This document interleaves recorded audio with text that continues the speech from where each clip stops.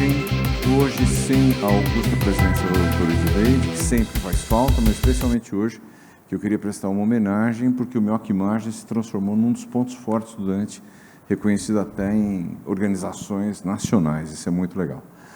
Vamos aprender muito com mais um caso de hoje, com uma situação que é um desafio que todos nós enfrentamos na nossa prática, e temos gente muito especial aqui.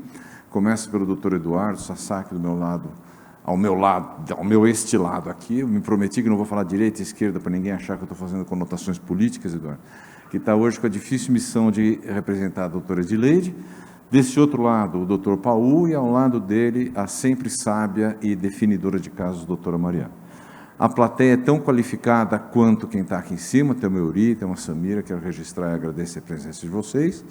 O caso vai ser apresentado pelo Magno, que é residente da casa, e depois a Tayana, que é residente. Aqui a sessão é tão especial que até o residente é especialmente convidado de fora para apresentar o caso, para apresentar o resumo do caso. Vamos lá. Boa tarde, meu nome é Magno, sou residente aqui do Dante Pazanese. Vou apresentar o caso do Mioca Imagem de hoje. Deixa eu ver aqui. Deixa eu tentar abrir.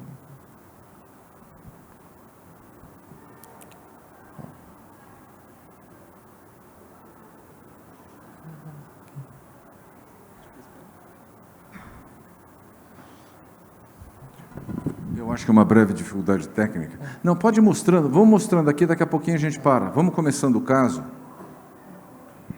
Vamos começando o caso e depois a gente para, tá?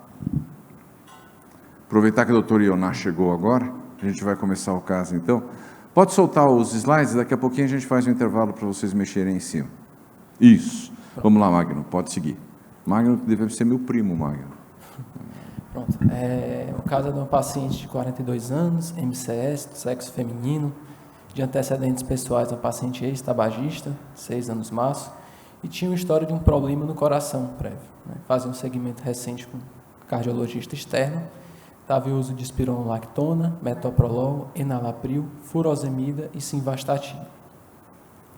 E a história do quadro é uma paciente que referia uma história de dispneia há aproximadamente 1 ano, no momento aos pequenos esforços, além de dispneia paroxística noturna, ortopneia e piora de edema de membros inferiores. Negava episódios prévios semelhantes, negava dor torácica ou quaisquer outros sintomas. De exame físico, tinha uma pressão de 150/90, frequência cardíaca de 75, e o que ela tinha de alterado era principalmente crepitus em bases bilateralmente, uma turgência jugular, refluxo hepatojugular, e um sopro sistólico em foco mitral, regurgitativo, 2 cruzes em 4, além de um edema de membros inferiores. E aí, baseado nesse quadro, foi solicitado um eletrocardiograma, que eu vou pedir para a doutora Mariana comentar. Olá, boa tarde, obrigada a todos. Obrigada pelo convite, sempre uma honra mesmo participar. Bom, temos uma paciente, uma mulher de 42 anos, que ela chega dizendo que ela tem uma história de coração dilatado, aumentado, na verdade, problema de coração, e o que eu imagino é que ela tem alguma possível insuficiência cardíaca pelas medicações que ela já usa, né? Ela está com espironolactona, ela estava com afuro, e mesmo assim, me parece congesta, que ela crepitava bilateralmente com turgência e edema de membro inferior. O eletrocardiograma não chama muita atenção, né? É um eletrocardiograma que... Como é que é? Não chama tanta atenção, não é? Quando Você vai nos deixar assim, Maria? Não, calma. Alguma coisa tem. Mas não é o escandalosamente alterado, o que a gente geralmente vê no Mioca Imagem, né? Então, primeira coisa é um ritmo sinusal, mas o que chama muito a atenção dessa onda P é que a onda P é uma onda P aumentada. Se vocês olham em D2, essa onda P está muito alargada. A impressão até que dá, no segundo complexo, quase um quadradinho todo de onda P.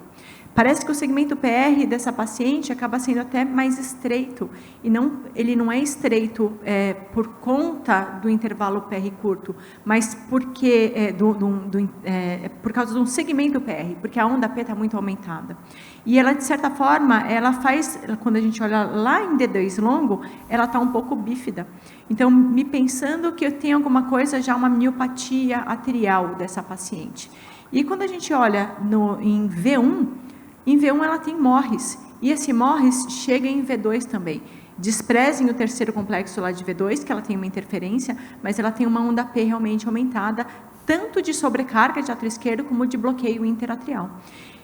O complexo QRS não tem maiores alterações, a gente está preservado, a progressão está normal e a repolarização está normal. Então, para mim, isso daqui é um ritmo sinusal com uma sobrecarga de átrio esquerdo e um bloqueio interatrial, que não é o habitual da gente encontrar numa paciente de 42 anos, ou uma miopatia atrial já com essa idade. Imaginando que alguma coisa por trás tenha desse eletro que também dessa possível aí dilatação, levando alguma alteração nesse átrio também. Você não decepciona nunca, é impressionante. Você não decepciona nunca, é impressionante. E agora, o que temos? O paciente também fez uma radiografia de tórax, né, com aumento da área cardíaca discreto e sinais de congestão pulmonar bilateral. Alguém tem mais alguma alteração que tenha visto? Eu quero perguntar para o Eduardo. Eduardo, até agora, como é que seria o seu raciocínio? Você está no seu consultório, chegou essa paciente com essa história, esse eletro, você discutiu com a Mariana, e aí você pegou esse raio-x. Como é que segue seu raciocínio até aqui? Bom, então, até agora o que a gente tem de informação, né? Todo paciente que chega com uma clínica suspeita de insuficiência cardíaca, a gente tem que sempre pensar, né, em melhorar os sintomas. No caso, esse paciente, a história de 1 ano progressiva, no exame físico e com esse raio-x, a gente tem certeza que ele tem sinais de congestão. Então, claro que a gente precisa primeiro ajudar esse paciente a diminuir essa congestão, mas outra coisa que a gente sempre pergunta, o que causou essa possível insuficiência cardíaca, né? Então, com os dados até agora com o eletro, a gente ainda não tem muita pista da etiologia, né? Então, acho que os próximos passos são esses daí. Isso hoje em dia muda o tratamento? Porque às vezes a pessoa pensa, causou uma dilatação, vou tratar do mesmo jeito. É assim hoje ou já mudou isso? Graças a Deus, hoje em dia, a gente já tem muito mais ferramenta para a gente investigar a etiologia, né? Até porque aqui no MIOC a gente vê muitas causas que não são tão comuns, mas que a gente consegue diagnosticar e tratar de uma melhor forma, né? Então... Ou seja, o diagnóstico ainda é importante, né? Pode ir, mãe. De exames laboratoriais, a paciente trouxe o hemograma, tinha uma anemia discreta de 11,8. Os demais exames, nenhum outro que chamava a atenção, além do BNP de 814. Perfil de ferro e cálcio sem alterações também. E além disso foi feito um ecocardiograma que vai ser mostrado agora. Eu acho que esse é só comentar, né? Ou tem as imagens? Não, esse é só comentar. Então, apresentar a professora doutora Andréia, chefe do ecocardiograma, chefe das sessões de imagem aqui do Dante, manda e desmanda na tomografia, que vai falar para nós do eco. Esse é só interpretação de texto, André. Então, boa tarde, é um prazer participar, agradeço muito o convite. Então, aqui a gente tem esse ecocardiograma, né, que foi feito externo, um diâmetro anteroposterior do átrio esquerdo de 64, com volume indexado de 90 ml por metro quadrado, realmente um átrio esquerdo muito aumentado. O diâmetro diastólico do ventrículo esquerdo de 73, septo e parede posterior normal, com uma massa indexada de 125 gramas, então caracterizando aí um padrão geométrico de hipertrofia excêntrica, e aí foi discreta uma hipodifusa das paredes do ventrículo, uma válvula mitral tracionada, com um refluxo importante e sinais indiretos de hipertensão pulmonar. Antes de chegar nisso, deixa eu fazer uma pergunta para a doutora Andréia. Andréia, nem sempre o eco é feito por uma pessoa que o clínico tem alcance, às vezes o clínico é longe. Então, quando o clínico lê uma mensagem dessa, o que você acha que ele tem que levar? O que o clínico tem que levar para... Se puder voltar ao slide, por favor. O que o clínico tem que levar de mensagem desse eco para a decisão clínica? O paciente, então, Por esse eco, ele suspeitaria aí de uma cardiomiopatia dilatada, tá? É uma hipocontratilidade difusa, o que fala um pouco contra de ser uma doença isquêmica. Normalmente, quando é difuso, fala mais a favor de ser doença do músculo mesmo. Quando essa espessura de parede de 8 também não é tão comum da gente ver quando essa disfunção está relacionada a uma regime de pressão arterial elevado, né? Não é por uma pós-carga elevada, então fala realmente mais a favor de ser doença miocárdica. Chama muito a atenção o tamanho do átrio esquerdo na vigência de um ritmo sinusal, né? Então, a gente sempre pergunta por que o átrio esquerdo aumentou tanto. E pelo que está descrito aí, provavelmente pode ter sido por conta desse grau de insuficiência mitral, e essa insuficiência mitral, ela não é primária, ela é secundária ao remodelamento ventricular. Então, pelo ecocardiograma, o que dá a entender aí que a doença primária é do ventrículo esquerdo e não do átrio, né? Tá. Antigamente eu lembro que o pessoal falava que acima de um determinado valor de átrio, a insuficiência mitral era pelo menos moderada. Continua existindo isso, não? A gente considera, quando o átrio é importante, a gente sempre tem que procurar uma causa, né? O que é importante para quem não faz eco? Acima de 40, assim, o valor normal do volume é 34 ml por metro quadrado, né? Então, acima disso, ele já tem um aumento do seu volume. Quando a gente encontra um volume do átrio esquerdo alterado, existem vários motivos aí que podem levar a esse aumento do volume do átrio esquerdo, e o ecocardiografista, quando ele não encontra um motivo, por exemplo, por uma fibrilação atrial, se a gente está fazendo o exame, a gente vê uma insuficiência mitral, o volume do átrio esquerdo ajuda, às vezes, a gente a quantificar essa insuficiência mitral. É um dos parâmetros, né? Então, uma insuficiência mitral que você está entre discreta a moderada, com o volume do átrio esquerdo já alterado, provavelmente essa insuficiência mitral é moderada e não é discreta a moderada. Então, a gente sempre leva em consideração vários achados do exame para poder fazer uma descrição definitiva do grau da valvopatia, por exemplo. Obrigado. Só uma última coisa, um recado para o Paul. Paul, eu vou te perguntar depois se 34 ml por metro quadrado pela ressonância é aumentado ou não. Tá bom, jato esquerdo. Podemos ir. E diante dos exames, da história clínica, qual seria a principal hipótese do caso? Né? O miocardite, miocardiopatia chagásica, uma cardiopatia isquêmica ou uma taquicardiomiopatía? Vamos lá, pessoal. Quem que defende taquicardiomiopatía? Ninguém? Cardiopatia isquêmica, depois do comentário da Andréa. Alguém dormiu? Não, quando a Andréa fala, todo mundo está acordado, que é bom. Miocardiopatia chagásica. Estamos no Brasil, né?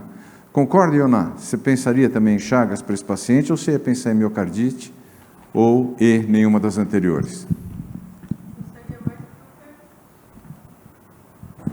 Ioná, para quem não ouviu, Ioná disse que pensaria mais em miocardite. Eduardo, você acha que é isso mesmo? Dentre as hipóteses, né, como a doutora Andréa bem disse, a questão da isquêmica a gente pensa um pouco menos, né? A questão da chagásica também não tem aquela hipocinesia localizada, segmentar que a gente está acostumado. Eu ficaria mais entre taquicardiomiopatía e miocardite, né? Mas até agora a gente não tem nenhum dado de aumento de frequência, de história de palpitação, arritmia para pensar em taquicardiomiopatía, né? Boa. Então acho que a gente ficaria mais com a miocardite, talvez até agora. Vamos embora. E aí, com essas suspeitas, né, e diante dos exames que foram feitos, qual seria o próximo exame que seria realizado? Uma ressonância, um Holter 24 horas, uma cintilografia miocárdica ou cateterismo cardíaco para descartar a DAC, ou um teste genético? Para deixar todo mundo votar à vontade, vou olhar para trás aqui, para não forçar ninguém a nada. Quem votaria em... Vamos fazer do contrário para frente. Quem votaria em teste genético, levanta a mão. Paul, não me conta, tá? O Euri está na sala e está olhando para vocês. Quem pediria cintilo ou cateterismo agora? Euri, colocaram... Olha como é bom você ver. Colocaram a cintilo no mesmo nível do cateterismo, hein? Você viu que... Isso aí é pegadinha, viu? Isso aí... Eu quero chamar o juiz aí, não é possível. Pede o VAR. Quem pediria um Holter 24 horas e ressonância magnética? Quem não pediria ressonância magnética diante da hipótese de miocardite? A maior parte não pediu nada, e eu fiquei de costas ainda. Tá bom. Quem pediria? Quem é? Tá lá. Ele sempre fala quando o Edileide está aí. Vai falar hoje. O que você pediria nesse momento agora? Perfeito. Essa é a resposta certa. Eu acho que eu gostaria de, sinceramente, pedir uma salva de palmas nesse momento, a favor. Isso mostra que medicina é bom senso, gente. O que foi pedido? Mostra para mim. Não foi pedido, né? O paciente já trouxe externo um Holter, sem alterações importantes, só 1% de ectopias ventriculares, cateterismo cardíaco sem lesões significativas e uma cintilografia miocárdica sem sinais de isquemia, com a função globalmente reduzida. E aí foi solicitada uma ressonância.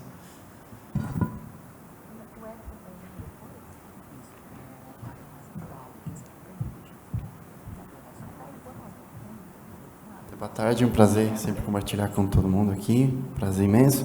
Então, a gente sempre torce para a ressonância, mas não lembrar sempre uma história clínica bem feita, uns exames simples, básicos, que ajudam a conformar uma hipótese diagnóstica, até inclusive para saber por que eu vou pedir uma ressonância. Se eu não souber minha hipótese diagnóstica, nem a ressonância vai te ajudar.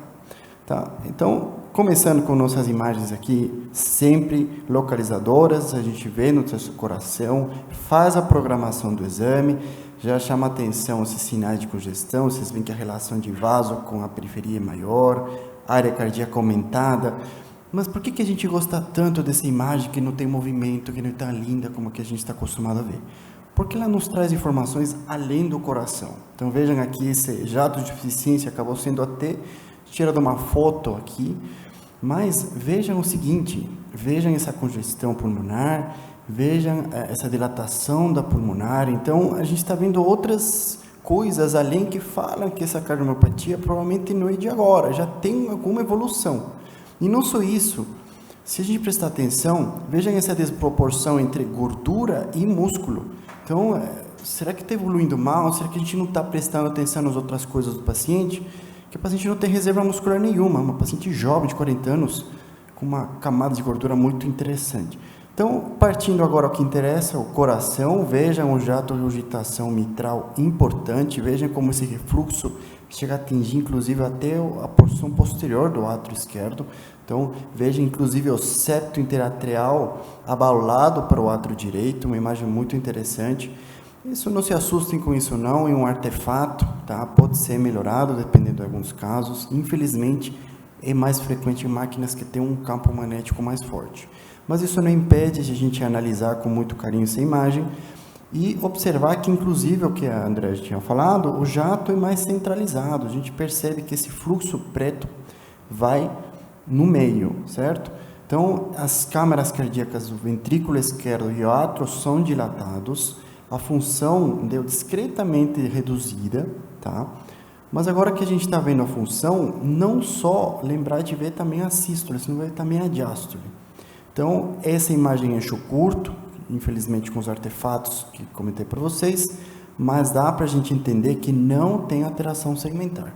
É uma hipocinesia difusa. É uma dilatação importante do ventrículo esquerdo e poupa o acometimento do ventrículo direito. Essa imagem aqui que vocês enxergam aqui não é nada mais do que o fluxo regurgitante do ventrículo para o átrio esquerdo. Caracterizando melhor esse miocárdio, a gente vê que não tem sinais de edema no miocárdio, não tem um processo inflamatório. Desculpa, Iona, estou cancelando aqui o edema, mas não tem sinais de edema.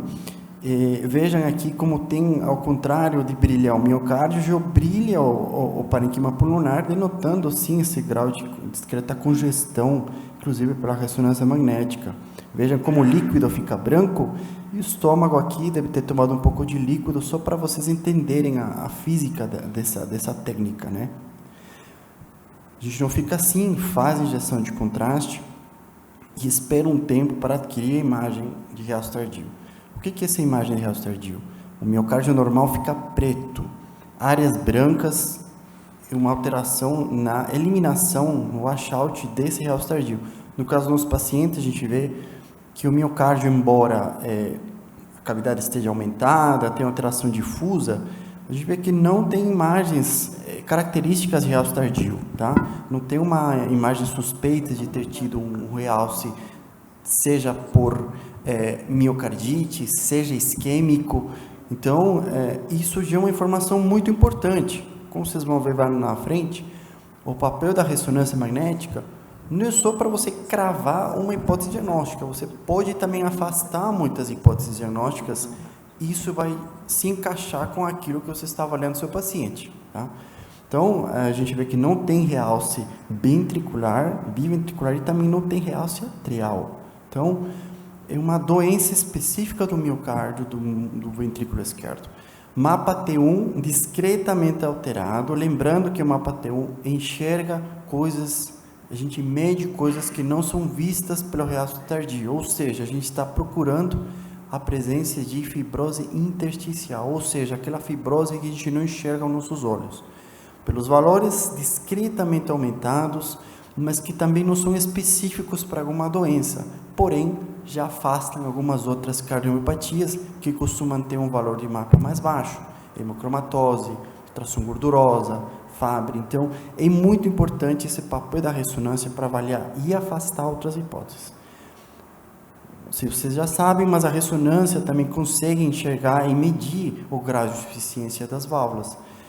No caso dos pacientes, um refluxo importante, 116 ml por batimento, com uma fração de ejeção de 70%, os valores astronômicos que foram refletidos na imagem, vocês viram, uma imagem muito interessante. Aqui, só falando um pouquinho de volumes, que o Dr. Ren questionou para mim, para a ressonância magnética, nosso limiar de dilatação do átrio esquerdo não é 35 indexado, é 50 indexado. Então, as técnicas que a gente tem para medir, tem vários planos, tem a volumetria biplanar, mas também a gente costuma fazer a volumetria volumétrica de todo o átrio. Então, essa discreta variação é interessante considerar os valores de referência de cada método. Então, eu quero salientar a importância do método do nosso exame, porque justamente vocês precisam entender o que vocês vão ter do método. Vocês vão ter informações diagnósticas e prognósticas, ou seja, informação diagnóstica, vocês vão definir se é mais para o quadro isquêmico ou não, excluindo outras etiologias, e também prognósticas. Lembrando que tem indicações específicas também, avaliação de desincronia intraventricular com tagging, rejeição aguda, eu coloquei aqui pós-transplante com um sinal, ainda não está muito validado, mas é interessante esse papel crescendo, avaliação de detecção de trombos, inclusive justamente em pacientes que têm esse tipo de alteração, avaliar se um candidato a ressincronizador. Excluindo essas doenças que causam, sim, uma congestão, vocês vejam isquemia, valvar, hipertensiva, ficamos com umas cardiomiopatias. A evolução, o ecocardiograma sempre um papel importante na avaliação inicial. André já falou muito bem que não sugeriu um quadro isquêmico, foi afastado doença coronariana. Então, a ressonância vem acrescentar informação. Lembre-se sempre da avaliação de realce tardio. Não é para ficar chateado se vocês não encontrarem realce. Quando a gente não encontra realce, tem que pensar em etiologias, taquicardiopatias, toxicidade, por estresse, idiopáticas, genéticas e também por bloqueios. Quando já tem um realce isquêmico coronariano, já sabemos que a distribuição guia mais uma terapêutica para isso. Mas também quando é epicárdico, vocês conseguem definir outras etiologias, sarcoidose, inflamação, aqui fator Chagas, né? Então, vejam como é muito importante, a ausência de realce tardio também guia uma hipótese diagnóstica. Lembrando que os fenótipos dependem da fase clínica de evolução. No caso do nosso paciente, uma fase dilatada com uma disfunção discreta, porém a ausência de realce faz a gente pensar em outras etiologias. Lembrando que as causas genéticas têm 40 genes ainda, que a palavra idiopática cada vez fica mais definida. E lembrando que quando a gente investiga as outras etiologias, a gente afastou, tá? Então, pelo nosso exame, a gente consegue afastar a probabilidade de ter uma cardiomiopatia inflamatória, consegue afastar uma doença de Chagas e engloba esse fenótipo de apresentação em outras cardiomiopatias que a gente deveria incluir, tá? Então, resta essas informações da história clínica para entender aonde que está a nossa dica, tá? Lembrando que se o paciente apresentar realce tardio, independentemente da fração de ejeção dos volumes, o prognóstico e desfecho deles é pior do que os outros. Espera um pouquinho, volta lá. Volta lá que tem algumas coisas que eu quero perguntar para você. Primeiro, 34 ml por metro quadrado de superfície corpórea prato esquerdo pela ressonância. É normal, anormal, pouco, muito, o que é isso? Indexado? Hã? Indexado, ml por metro quadrado. Hã? É normal. É normal. Isso não quer dizer que o átrio é normal, isso só quer dizer que vocês têm que prestar atenção nisso. O valor de normal de um exame é diferente do valor normal de outro exame. Não vale tentar explorar. Eu li que deu 40 pela ressonância. Não. Provavelmente a medida pelo eco é outra. Isso não quer dizer que um está certo ou está errado. A gente está certo sempre. Isso só quer dizer que os metros veem as coisas de maneira diferente, falando sério. Paulo, você falou que você excluiu cardiopatia, causa inflamatória para esse caso? Você tem certeza que não? O papel da ressonância, a sensibilidade e a especificidade é muito mais alto na fase aguda. Na fase então você não consegue crônica, excluir que seja uma fase crônica de um processo inflamatório. Na fase crônica a gente perde mais acurácia, porém o padrão de apresentação não sugere muito. Tá. Mas não dá para excluir, né? Não dá para excluir. Pois, eu queria perguntar assim, eu vou fazer mais uma pergunta para o Paulo, depois eu queria perguntar para você como é que a medicina nuclear pode ajudar num caso como esse, embora o eco já tivesse diminuído a chance de ser doença isquêmica, mas principalmente se você pudesse comentar um pouco sobre o papel das técnicas nucleares em inflamação. Só quero fazer mais uma pergunta para o Paulo. Aí, aquela moça ali na penúltima fileira perguntou para mim, ela mandou o WhatsApp aqui para mim perguntando, no que a ressonância acrescentou nesse caso? Eu queria que você respondesse para ela. Bom, eu vou pedir o número dela também para conversar, né? Então, eu quero que vocês entendam a importância da ressonância magnética, tanto na informação diagnóstica, tanto na avaliação prognóstica. Não, mas nesse caso, o que ela acrescentou? Para mim, conseguiu excluir uma doença isquêmica, conseguiu excluir uma doença valvar primária, conseguiu excluir uma doença hipertensiva. Mas tudo isso o eco já tinha feito. O que você acrescentou com o seu exame? Acrescentei? É isso. Então, ou seja, tem situações em que você não ajuda tanto, é isso? Eu acho que ajudei bastante. O Euri acha que não. Euri, técnica inflamatória principalmente, mas... Depois dessa eu fico até com medo, né? Primeira coisa que eu gostaria de destacar é que a mioquimagem é, via de regra, muito didático, mas esse caso em si está sendo levado ainda com maior didática, né? A gente está explorando ponto a ponto a importância de toda a jornada de diagnóstico do paciente. Isso é uma coisa que tem que ser destacada. Uma outra coisa também, já puxando uma ultra sardinha para o meu lado, é que a gente só pensa em pedir cintilografia de perfusão miocárdica com a suspeita de DAC. E eu acho que é o maior volume mesmo de hipótese diagnóstica. Isso aí a gente não pode negar. Daí a gente põe cintilografia junto com cateterismos, que são coisas que talvez meçam, exames que meçam coisas diferentes, né? O que é que eu sinto falta? A ausência de isquemia é a única coisa que a cintilografia pode me dar de resposta. Por exemplo, eu vou pedir uma ressonância e só vou olhar o realce tardio. Não, tem muito mais outros dados que eu posso tirar da ressonância que não o realce tardio. Então, me fez falta. A distribuição do radiofármaco é normal? Existe alguma alteração da distribuição, alguma hipocaptação persistente, por exemplo? Se tivesse ausência de isquemia e hipocaptação persistente no ápice, na infralateral basal, com certeza não era DAC, mas era alguma miocardiopatia. Será que não é Chagas? Esse é o padrão de Chagas, né? Então, isso aí é uma coisa que a gente tem que levar em consideração. O laudo da medicina nuclear, às vezes, é muito floreado, às vezes a gente não consegue tirar uma informação tão fácil do que é escrito ali, Então, aqui no Instituto, por exemplo, quando eu vou laudar, eu tendo a ser um pouco mais objetivo. E nos casos que eu acho que não é DAC, eu escrevo: o padrão cintilográfico descrito não está comumente associado à doença arterial coronariana isquêmica como a principal etiologia da disfunção ventricular. Não quer dizer que ele não tenha DAC, quer dizer que ele não seja a etiologia daquilo ali. Em relação aos métodos em geral, a gente pode ajudar sim, tá? Tanto na cintilografia de perfusão miocárdio, conforme eu acabei de falar, quanto no PET-CT. Porém, neste caso em específico, eu acho que numa cintilo, já comprando o fato de ser um cintilo normal, tá? Sem isquemia, sem alteração persistente também. Numa cintilo totalmente normal, a única alteração, obviamente, a disfunção ventricular, eu acho que a gente não ajudaria. Mas, se tivesse hipocoaptação persistente, por exemplo, eu não descartaria alguma coisa, alguma outra etiologia, por exemplo, a gente está a sarcoidose, por exemplo, então é uma coisa que Demorou. a gente deve investigar. Perfeito. Passo o microfone para a Samira. Muito obrigado pela sua contribuição, de verdade. Samira, você, além de cuidar das válvulas aqui do Dante, você é uma excelente clínica. Se esse paciente estivesse no seu consultório, chegou para você agora, falou: doutora Samira, pode sentar, Paulo, obrigado. Doutora Samira, me pediram esse monte de exames, fizeram esse monte de coisa, que eu faço agora, doutora Samira? O que você ia fazer com isso? No que esses exames te ajudaram ou não? Como é que foi essa coisa até aqui? Eu acho que, assim, primeiro, na história clínica, ficou faltando alguns dados importantes. Os antecedentes familiares. Alguém na família tem o histórico de uma miocardiopatia ou não? Então, a história clínica ela é muito importante. Realmente, começou tudo de um ano para cá, teve um quadro infeccioso antes, então, assim, várias coisas a mais na história já me faria diferença. Agora, em relação ao... Bom, chegou com esses exames todos, estou ainda sem diagnóstico. Eu sei que é um comprometimento do miocárdio, mas eu não tenho a etiologia.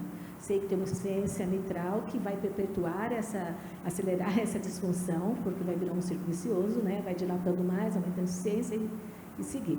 Mas estou sem diagnóstico ainda. Então, acho que eu precisaria de dados mais da história clínica. Perfeito. Ioná, aí a Samira te encontrou no corredor, perguntou para você desse caso, você falou: o médico conduziu esse caso, foi demitido do Dante. Eu teria feito diferente. O que você teria conduzido diferente esse caso em relação ao que foi feito até agora? Para não ser demitida também. Em relação à cintilografia, eu me lembro, assim, da minha época de residente, que sempre tinha uma exceção, assim, de você não ter alteração segmentar e ainda poder ser doença coronária, que é aquela doença multiarterial, que você tem um balanço, né, entre a hipoperfusão, o miocárdio hibernado, né? Então, eu não sei se está faltando ainda, apesar de tudo isso, a gente verificar a anatomia das coronárias, porque é uma exceção que existe, você não ter alteração segmentar e ter alteração das coronárias. A outra coisa que ainda está faltando é a evidência de uma taquicardia para a gente dizer que se trata de uma taquicardiomiopatia. Apesar do Holter não ter mostrado, mas a gente sabe que o Holter, às vezes, ele não é perfeito para, se naquele dia, naquele momento, não houve estímulo para uma apresentação arrítmica, né? Você pode, aí teria que talvez pedir um Seven, um Looper, alguma coisa assim para poder investigar. Eu acho que faltariam essas duas coisas. Perfeito. Que eu acho que ainda não foi Muito obrigado. estudado. O Euri pediu para responder para você. Euri, 2 minutinhos então para você explicar para a Ioná como é que é essa história do multiarterial, principalmente diante dessa possibilidade que seria uma real cardiomiopatia isquêmica. Eu acho que a pergunta super faz sentido. Eu tive a chance de estudar isso na minha época de residência aqui no Dante. No segundo ano, no R2, a gente fazia um trabalho e tentava publicar. O senhor lembra, né, que a gente tentava publicar, o trabalho ganhador ganhava o American College, o American Heart. O meu time foi agraciado, a gente ganhou justamente estudando triarteriais. E a gente provou que os triarteriais, existem raríssimos triarteriais balanceados, tá? Os triarteriais, via de regra, são desbalanceados, isto é, sempre tem um território pior do que os demais, e isso facilmente é visto na cintilografia. Mesmo quando existe o triarterial balanceado, a doença coronária é tão extensa que ela deixa algum rastro. Então, queda de fração de ejeção, dilatação isquêmica transitória, captação pulmonar, isso descrito na cintilografia. Então, a cintila ela é efetiva para isso. O que me chama a atenção também é que esperar um triarterial balanceado em um paciente de 42 anos seria uma história meio catastrófica, né? Ela devia internar antes com um quadro muito agudo, muito florido. Então, na minha opinião, eu acho que não é. Perfeito. Vocês veem que o talento já aparece cedo na residência. Eu acho que esse caso mostra bem para todo mundo que, teoricamente, é um caso simples, mas olha como é difícil a gente avançar, chegar a um diagnóstico etiológico e poder oferecer o melhor para esse paciente, porque não tem nada mais frustrante que você ter um paciente na sua frente que não melhora e que a gente não descobre a causa, né, Eduardo? Outro talento jovem. Magno, você deve estar morrendo de saudades de Edileide, que não enrolava tantos outros para passar a palavra para você. Pode ir em frente, por favor.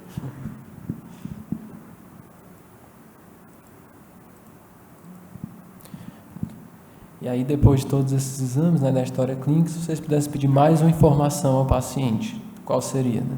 Uso de drogas ou álcool? História familiar positiva? Epidemiologia para Chagas ou história recente de infecções? Né? A doutora Samira já tinha adiantado que o segredo da resposta estava na história, né? Quem investigar melhor o uso de drogas... Paulo, droga pode dar ausência de realce ou pode não dar realce na ressonância? Tem, e infelizmente a gente tem uma experiência catastrófica em alguns casos. O uso de cocaína, além de causar o efeito da própria cocaína, pode causar infartos embólicos, pode ter 2 tipos de acometimento. Mas pode dar cardiomiopatia sem realce também. Pode dar. Então, quem iria investigar o uso de drogas ou álcool? E a cardiomiopatia alcoólica também não dá realce pela ressonância. Pelo menos 2, 3, 4, 5, 6 votos, perfeito. Quem acha que a resposta está na história familiar?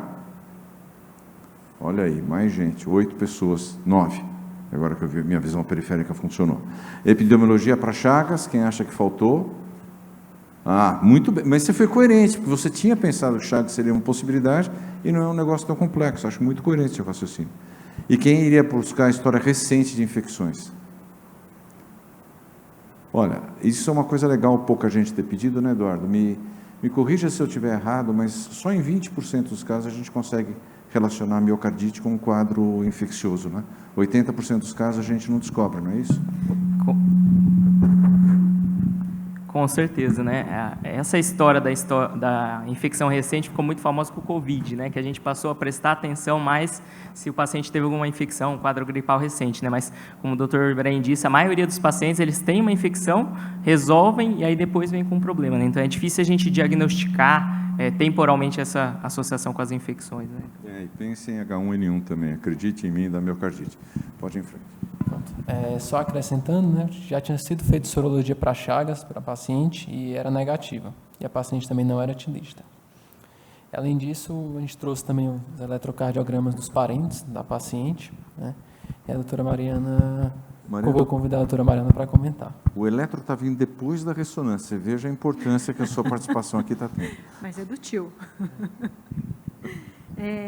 Esse tio tinha miocardiopatia conhecida, né? Bom, também é um ritmo sinusal, o eixo está preservado,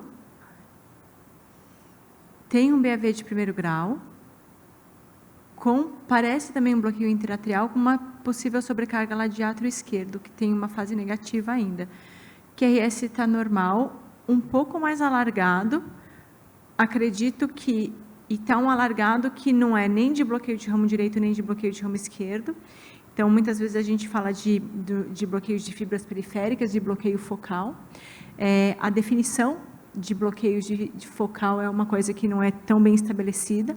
Na sessão, a gente usa 120 milissegundos, a partir de 120, mas existem diretrizes que usam já a partir de 110 milissegundos como bloqueio focal. Então, esse paciente, eu diria que me parece que tem doença ventricular de forma mais aparente aqui, com alterações difusas de repolarização. Ritmo sinusal, BAV de 1º grau, sobrecarga de átrio esquerdo, uma dúvida de bloqueio interatrial, com um QRS mais alargado, pensando em miopatia, fibrose, como causa de focal, com alteração de repolarização, esse paciente. Ajudou? A você como cardiologista, não só como... Doutor, ajuda. Então, vamos lá. Pensando em dilatada, tá? Achados eletrocardiográficos de miopatia dilatada. é muito inespecífico o eletro nos casos de dilatada. A gente tem uma gama enorme de apresentação. Então, uma das causas é, principalmente, sobrecarga de VE, que a gente tem também, sobrecarga de átrio, e como a gente tem também sobrecarga de átrio de uma forma até frequente, arritmias supraventriculares. Então, não raras vezes a gente encontra fibrilação atrial nesses pacientes também.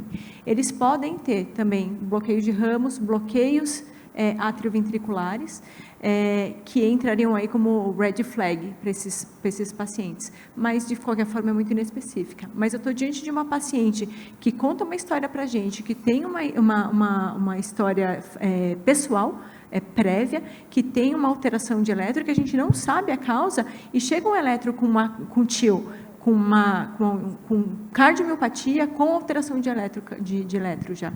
Então, acho que tem que ser valorizado isso, essa história familiar, com certeza, dessa paciente. Nós estamos levando para o lado de uma dilatada genética, então, né? A gente está diante de qualquer coisa, né? A gente precisa se pegar alguma coisa pela história para nos levar a algum diagnóstico. E nessa dica tem a dica de uma história familiar. Eu pensaria. incluiria a genética no meu rol de coisas a pesquisar. Visto né? que tudo que a gente procuraria com uma outra causa, a gente não conseguiu achar ainda. Perfeito.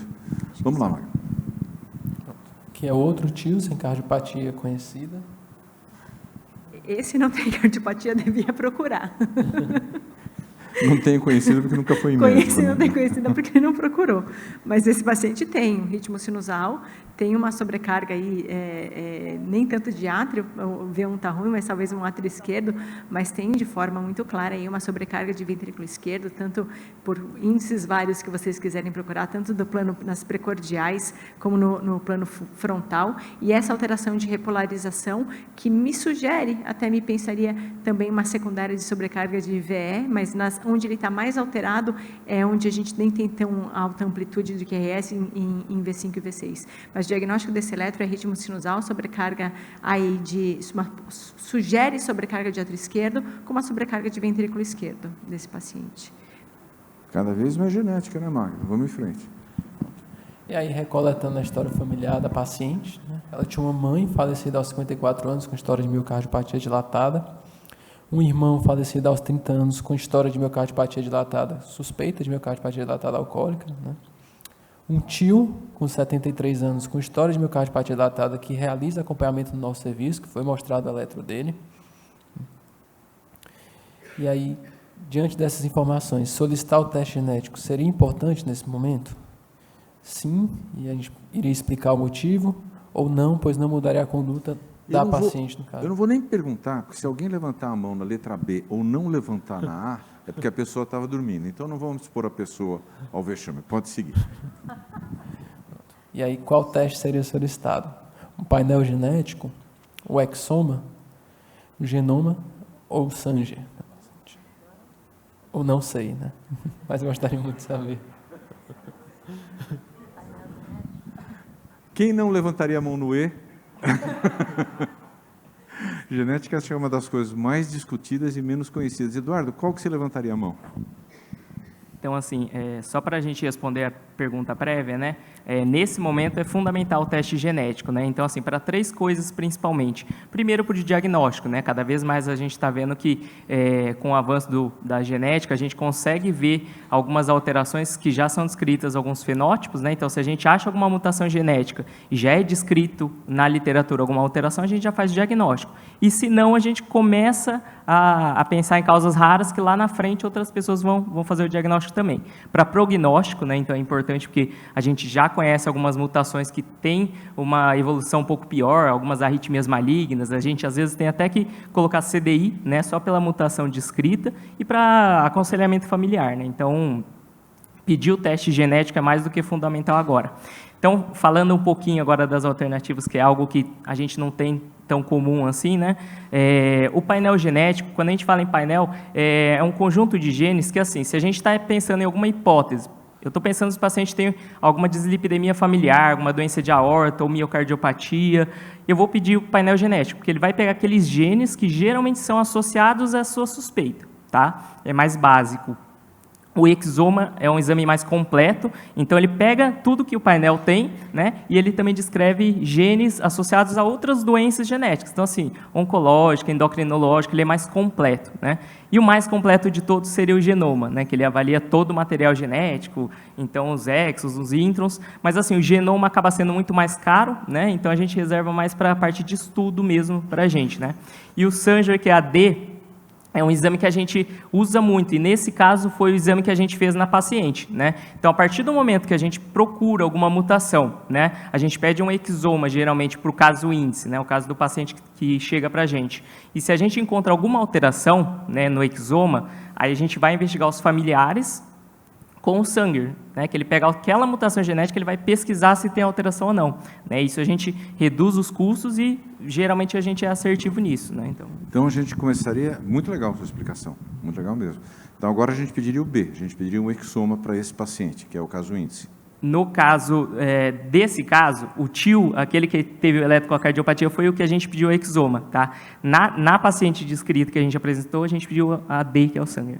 Mas então, se esse paciente, se os tios dele morassem longe de São Paulo, tivesse mandado o e-mail por e-mail eletro, aí você pediria o qual?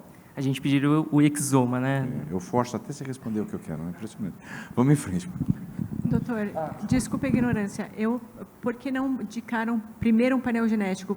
Não nesse caso que a gente já sabe que tem alguém, mas eu cheguei no meu consultório. Por que não pedir um painel genético para esse paciente? Como é que eu saberia que eu teria que pedir um exoma e não um painel genético para ele? É assim, lógico que depende da disponibilidade, né? A gente está falando aqui do nosso centro que a gente tem essa chance de fazer o exoma, que é um exame mais abrangente, né? Não estaria errado a gente pedir o painel genético, né? Por exemplo, um painel genético para miocardiopatias, né? Só que a chance de você não encontrar nenhuma alteração e ficar tranquilo é baixa, né? Então, assim, não estaria errado pedir o painel, mas se você não encontrar essa alteração, você ia ficar na dúvida ainda, né? Então, mas a partir do momento que já haja uma alteração, eu consigo me focar voltado para essa alteração genética, e não precisaria mais pedir nada mais, acabou. Isso, aí tem a questão que a gente vai falar um pouquinho mais para frente da penetrância, né, da diferença de expressão, mas sim, se você acha uma alteração, a gente vai comentar um pouquinho, mas assim, quando a gente acha uma alteração, é preciso a gente saber se aquela alteração ela é patogênica, né, potencialmente patogênica, indeterminada, aí potencialmente benigna ou benigna, né? Então, baseado no que é descrito na literatura, a gente já consegue correlacionar, né? Então, você pediu lá um painel genético, veio uma mutação, que aí eles dão a dica para você, falam, essa alteração é descrita como patogênica. Então, você já associa muito diretamente, né? Acho que o problema é, se a gente pede o painel genético, normalmente, acho que porque é mais em conta, né? E, normalmente, ele já faz direcionado para cardiomiopatias dilatadas, no caso dessa paciente. O problema é que, se você não encontrar nada, não quer dizer que o paciente não tem alguma coisa genética, né? Então, aí você pede o exoma, até porque para você contribuir futuramente para que talvez alguns achados passem a fazer parte de um painel genético mais amplo, mais para frente, né? Perfeito. Vamos embora. E aí, assim, em relação ao caso, né, o tio tinha uma miocardiopatia dilatada conhecida, foi feito o sequenciamento de exoma no tio, e aí encontrada a variante genética patogênica que pode justificar o caso clínico da paciente. Então, baseado no tio que já era paciente, né, foi encontrada essa mutação e foi pesquisada na paciente também e deu positiva. Aqui seria a família, o heredograma da família da paciente, né, paciente aqui, com os 2 tios que foram pesquisados, a mutação, tiveram diagnóstico dessa mutação patogênica, e outros familiares da paciente também tinham problemas cardíacos e não tiveram a chance, talvez, de ter feito o teste diagnóstico, né? A mãe da paciente, que faleceu com problema cardíaco, o irmão da paciente, que faleceu com problema cardíaco, tinha um avô com suspeita de doença de Chagas, né? E tem uma prima que é acompanhada de outro serviço também com miocardiopatia dilatada. Em relação à evolução do caso, né, a paciente evolui com difícil manejo de volemia, né, porém mantém-se estável clínica e hemodinamicamente atualmente. Atualmente em uso de entresto, metoprolol, furosemida, simvastatina, hidroclorotiazida e espironolactona. E aí a gente vai apresentar o ecocardiograma da paciente agora. Queria para a doutora Andréa comentar.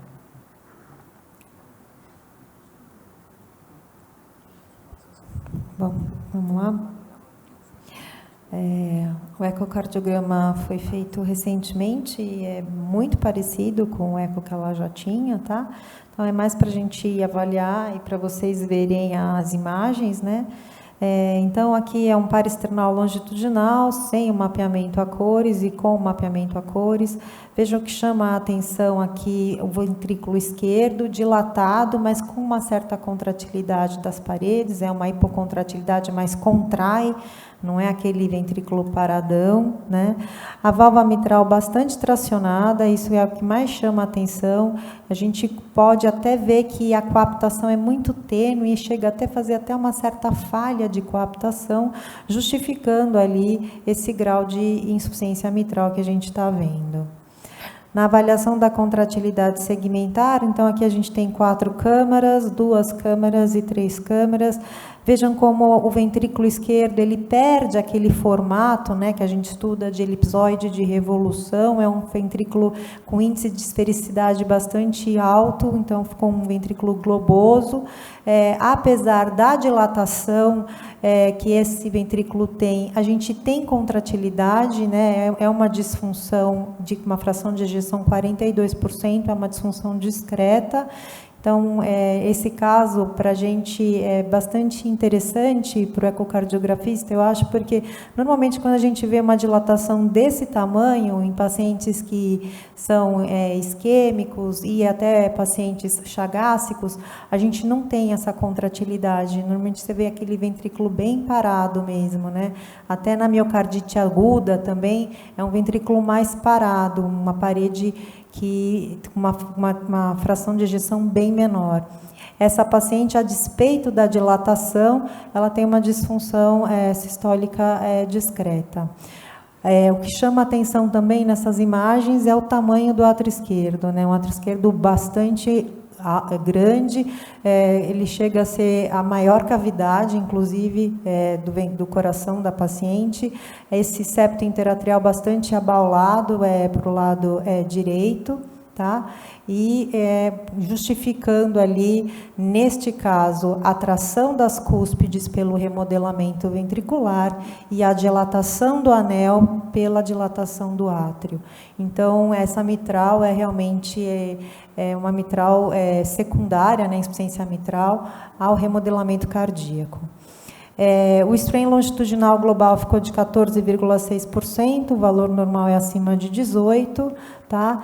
E aqui a gente tem, muitas vezes, a análise do strain longitudinal segmentar. Normalmente, os territórios com maior redução da deformação são, muitas vezes, associados ao que eles encontram, às vezes, um realce tardio na ressonância magnética. E essa paciente, ela só um pouquinho aqui na região apical, que chama atenção, e essa alteração aqui que a gente vê, essa redução maior no septo, está muito mais associada a uma movimentação mais anômala do septo do que propriamente uma redução da deformação longitudinal. A insuficiência mitral, então, bastante importante, né? A gente vê que é um fluxo que vai até o teto do átrio, chega até a entrar um pouquinho ali na veia pulmonar superior direita. Isso é um dos principais motivos da dispneia da paciente, tá? Então, é uma insuficiência mitral importante. Como tem essa insuficiência mitral dessa monta, a gente não consegue avaliar a função diastólica, tá, nessa paciente. Fica prejudicado. Fluxo pela via de saída na válvula aórtica, uma válvula aórtica normal, sem disfunção. E aqui, a fluxo na tricúspide, a gente tem um refluxo mínimo, não deu para estimar o gradiente e a velocidade do refluxo tricuspídeo, o paciente já tem apenas sinais indiretos ali de hipertensão pulmonar. É isso. Isso não, foi muita coisa, né? O átrio aumentou muito, né, Andréia? E enorme. O ventrículo, por outro lado, não teve evolução. O ventrículo está do mesmo jeitão. Até melhora a fração de ejeção, né? Que era quanto? Era 20 Não era 20 alguma lembro. coisa no início, né? Agora está com 42, 42, quase que dobrou. Então, aquela história que a gente comenta, né, Eduardo, né, André, que a fração de ejeção baixa no miocardiopata é diferente da fração de ejeção baixa no paciente com doença arterial coronária. Sim. Né? Dificilmente É. alguém com DAC 24 fração de ejeção teria esse tipo de evolução. Né?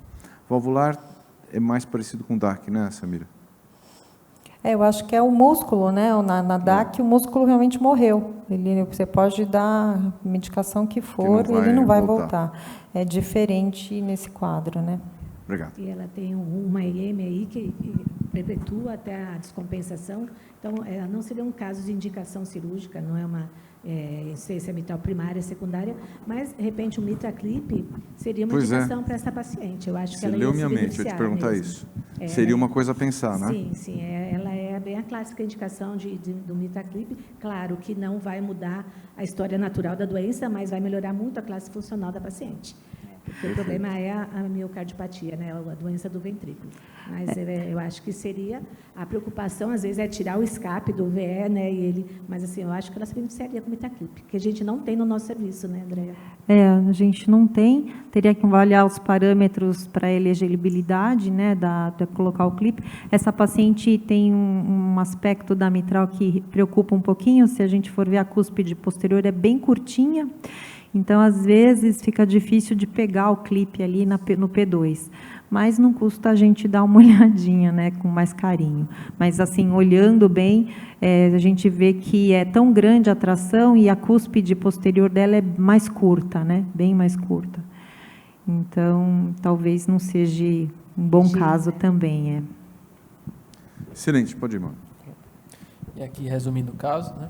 É um paciente com quadro de miocardiopatia dilatada, uma história familiar importante, sendo realizado o estudo genético do tio e descoberto a mutação do gene BAG3, e aí, a partir daí, foi realizada a pesquisa tanto na paciente quanto em outro tio da paciente, que foram positivos para a mutação. Portanto, esse foi um caso de miocardiopatia dilatada associada à mutação do gene BAG3, que é um gene patogênico. E agora a gente vai falar um pouco de miocardiopatia dilatada associada ao gene BAG3, né? Que a gente tem muito que aprender. Cadê a Tayane? Está aí? Está lá. Pode, então, assumir o pódio.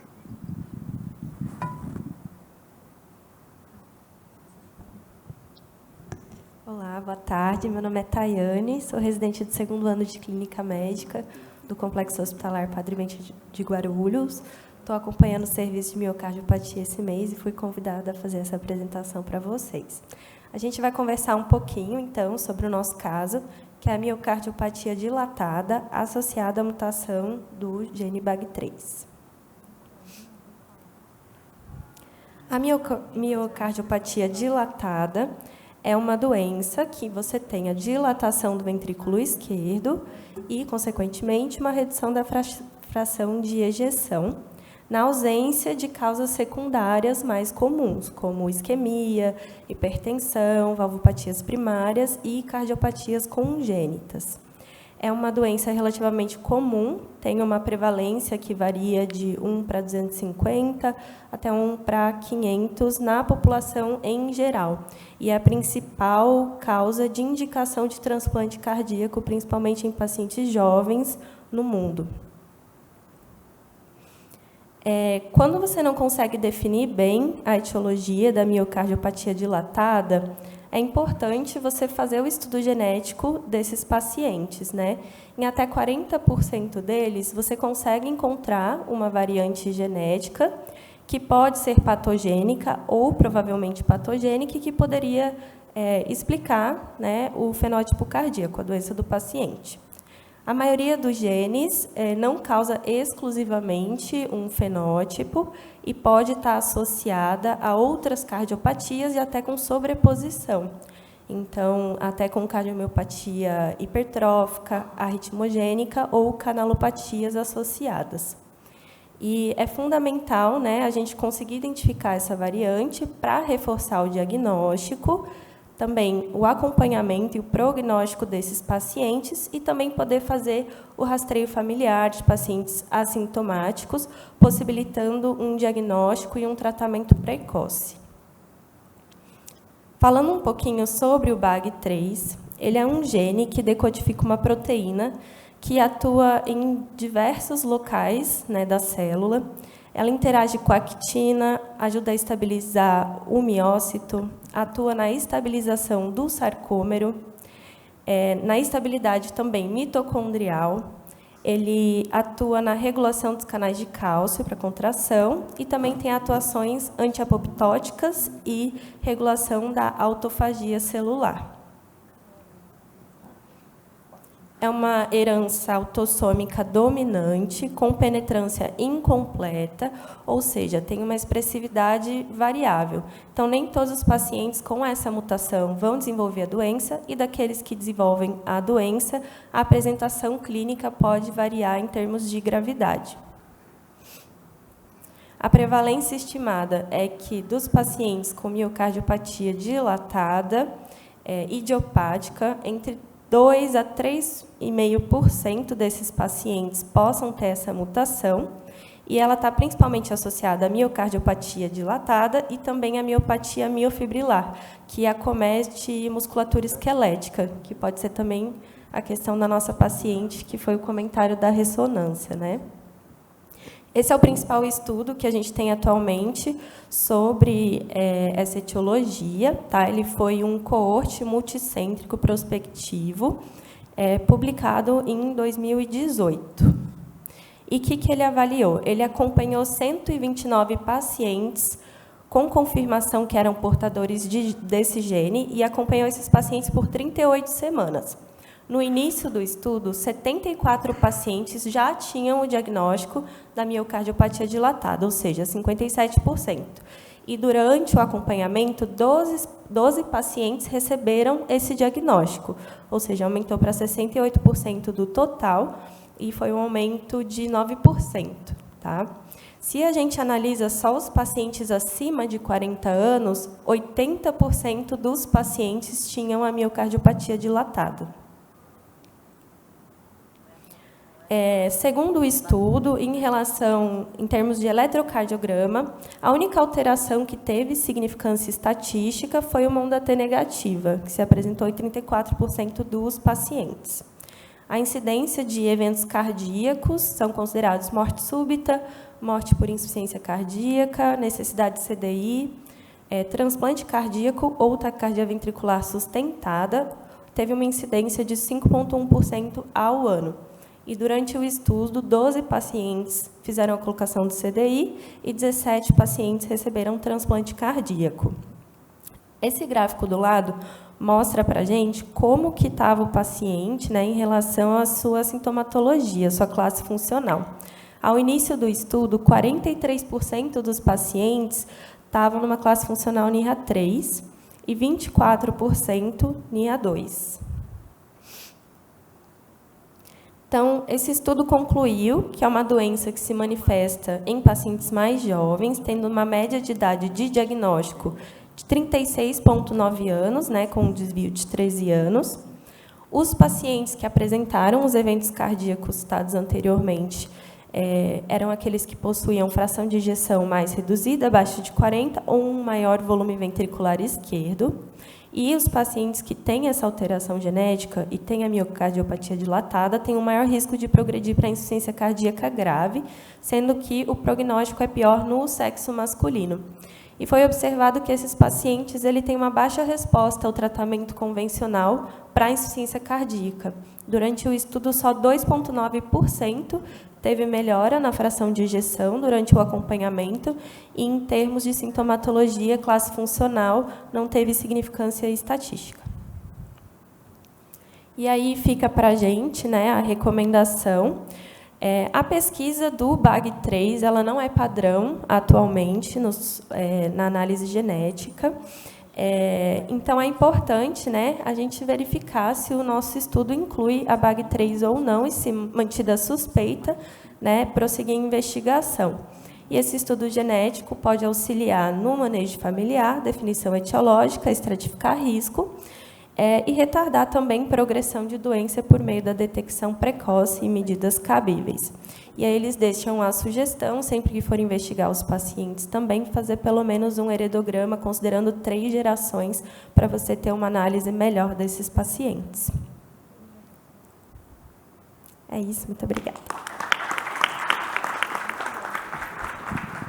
Ele já comentou, acho que essa sessão deixou todos nós muito felizes, foi muito legal e, Maio e Thaís, vocês foram fundamentais. Caso difícil de causar empolgação, mas vocês conseguiram e a revisão foi muito boa. Eduardo, parabéns por todo o trabalho que você teve aí fazendo isso. Vamos aproveitar os últimos 2 minutos, que a gente teve um pouquinho de atraso no início, e vamos pedir as nossas mensagens finais, começando com a Mariana. Mariana, o que a gente leva para casa desse caso? Eletra Melhor Genética. História clínica. Eu acho que é a história que é soberana. Não tem como a gente fazer qualquer outro tipo de diagnóstico, pensar nas outras causas. Foi descartado tudo que era possível, mas fechou com a história clínica, a história da familiar da paciente. História familiar, né? Como a Samira já tinha destacado lá, é fundamental. Paulo. Exatamente. Isso é uma coisa muito importante, quero que prestem atenção. A ausência de realce tardio não afasta a cardiomiopatia genética. Vocês viram? A gente está acostumado a ver a ring-like, vamos pensar em genética. Não sempre.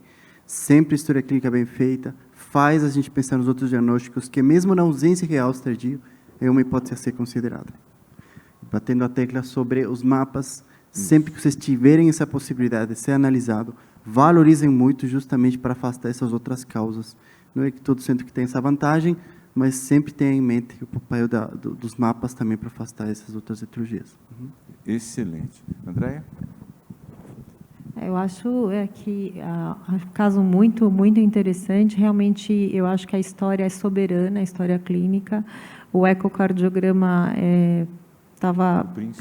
foi muito importante, né? Porque é um exame muito acessível, né? E você vê que, quando bem feito, acabou realmente fechando o diagnóstico desde o começo, né? Então, era realmente uma cardiomiopatia dilatada. Então, isso eu acho que é uma mensagem importante, porque a gente mora num país com dimensões continentais, né? E não é todo serviço que tem recursos que a gente tem aqui. Então, como a gente está numa sessão que tem essa divulgação, essa penetração, acho que essa informação de fazer uma boa história clínica e de você pedir um ecocardiograma, prestar atenção nesses detalhes, às vezes possibilita a pessoa, naquele serviço longínquo, com poucos recursos, conseguir fazer um diagnóstico realmente que pode mudar a vida de uma família, né? Então, achei muito legal o caso. André, esse seu comentário eu acho fundamental, obrigado por ele, porque às vezes a gente quer fazer a medicina só no lugar que se pode oferecer o que tem de melhor. Mas lembra que a gente sempre pode fazer o melhor que é possível naquele lugar. E acho que isso que é muito importante a gente levar, porque nem sempre vocês vão ter que atender paciente em avião, né? Quem já voou comigo sabe que a chance disso acontecer, de mais ou menos 30% dos voos que eu entrei, eu tive que atender alguém. E não tinha ressonância dentro do avião para fazer na hora. Então, a gente tem que saber fazer o melhor que for possível naquele momento. Eduardo, mais uma vez, parabéns pela preparação, pela dedicação e a sua mensagem final. Eu acho que tem uma frase que eu gosto muito, que eu acho que ilustra esse caso, o futuro é hoje, né? Então, assim, é impressionante como está rápido, né, a nossa evolução, novos diagnósticos, né? Então, assim, quem sabe no futuro uma causa comum de insuficiência cardíaca seja a mutação do BAG3, né? Afinal, acho que toda causa comum hoje em dia já foi rara lá atrás, né? Então, fica uma mensagem aí para a gente cada vez mais avançar com a genética e, quem sabe, lá na frente, se é algo comum a gente discutir esse caso, né? Eduardo, eu ia fazer esse comentário, né? Que a gente não sabe se o percentual é esse ou se é o percentual daquilo que a gente testou. Quanta gente com dilatada não morreu sem diagnóstico, morreu na família. Ele tem um avô que, teoricamente, morreu de Chagas, né? Um avô morreu de Chagas. De repente, não era. Já era essa cardiopatia se manifestando. E acho que essa é a mensagem que eu queria deixar. A medicina é fascinante em vários aspectos, muito difícil, é uma carreira muito difícil, mas é fascinante em vários aspectos, um deles é esse. Nunca nada é definitivo, né? Todas as coisas mudam, tudo evolui, e sessões como essa, de novo, eu queria dar os parabéns aqui a Edileide pela constância, além da empolgação e da ideia da constância, em manter essa sessão agora reconhecida e acreditada como um ponto que a gente pode discutir isso. Tudo que é raro hoje pode ser comum amanhã, e assim como é possível que daqui 2 anos alguém descubra que esse gene era simplesmente um espectador inocente, que ele não estava, era outra coisa que estava por trás. Então, obrigado a todos pela presença. Terça-feira que vem estaremos aqui, dilatados e hipertróficos, para aprender um pouco mais. Obrigado, pessoal. Sensacional. É a bagagem genética. É a bagagem genética.